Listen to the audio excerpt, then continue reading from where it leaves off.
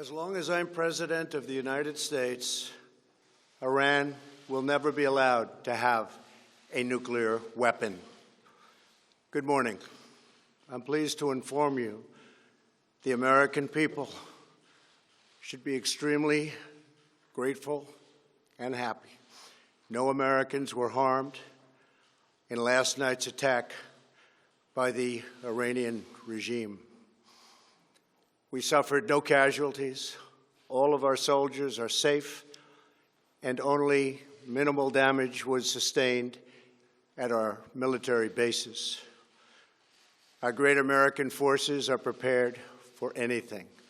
Iran appears to be standing down, which is a good thing for all parties concerned and a very good thing for the world. No American or Iraqi lives were lost because of the precautions taken, the dispersal of forces, and an early warning system that worked very well. I salute the incredible skill and courage of America's men and women in uniform.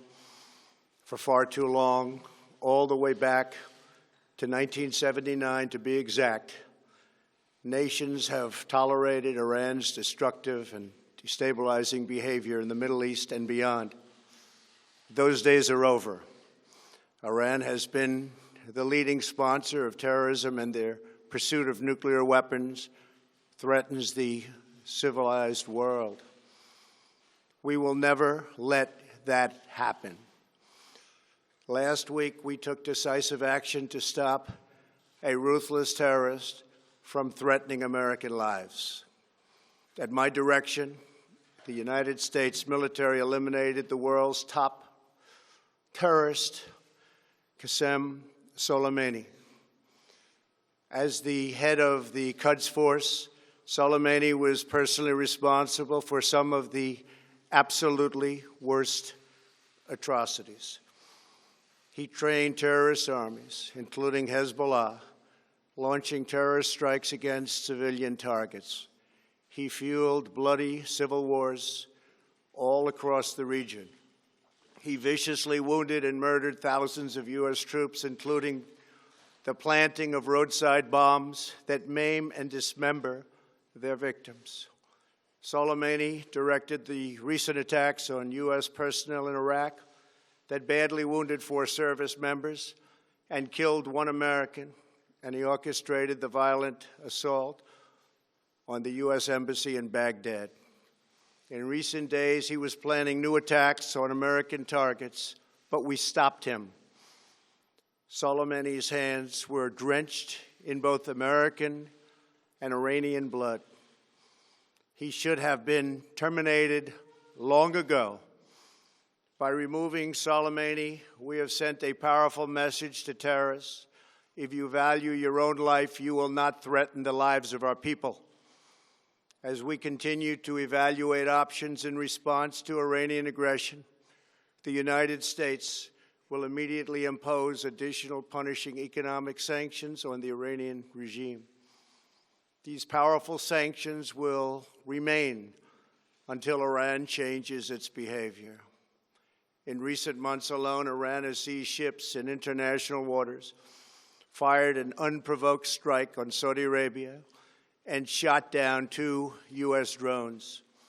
Iran's hostilities substantially increased after the foolish Iran nuclear deal was signed in 2013, and they were given $150 billion, not to mention $1.8 billion in cash.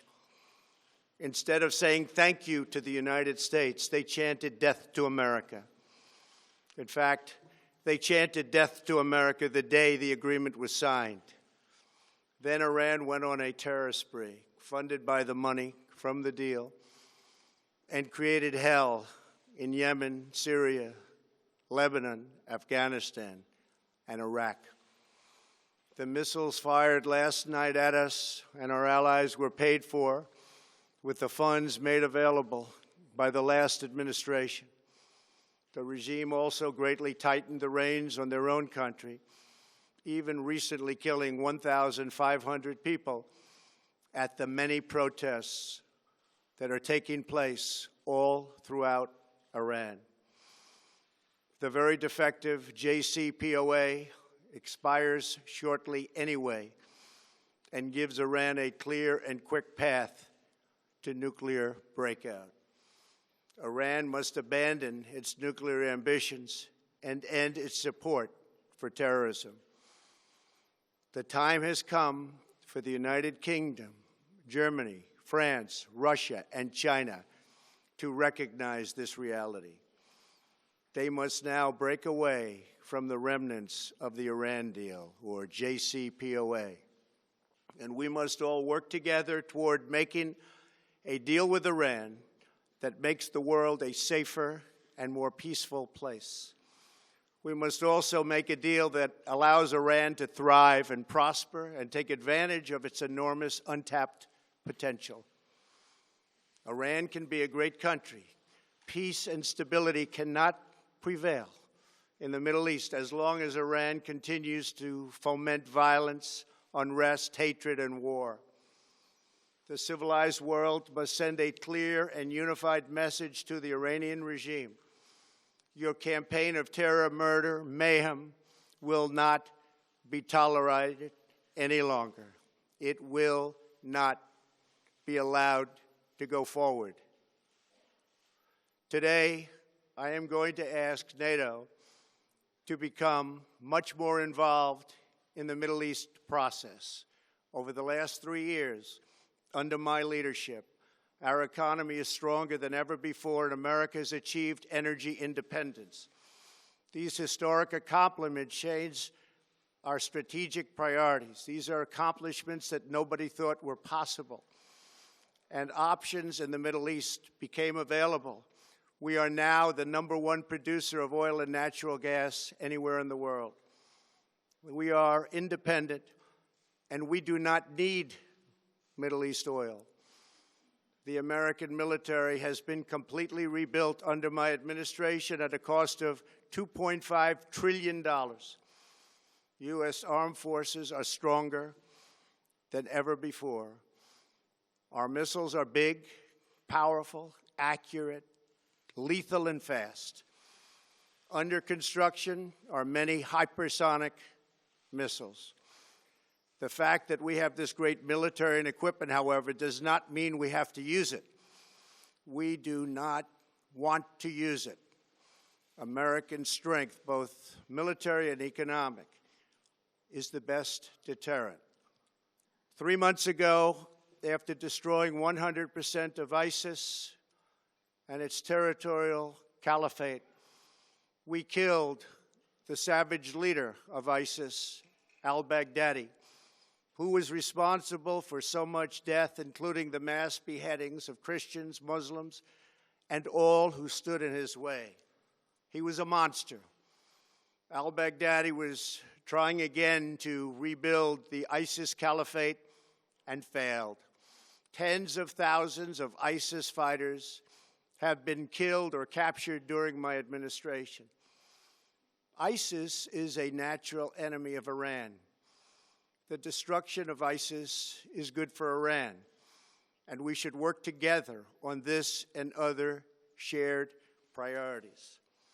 Finally, to the people and leaders of Iran, we want you to have a future, and a great future, one that you deserve, one of prosperity at home and harmony with the nations of the world. The United States is ready to embrace peace with all who seek it. I want to thank you, and God bless America. Thank you very much. Thank you. Thank you. Mr. President, have all be well.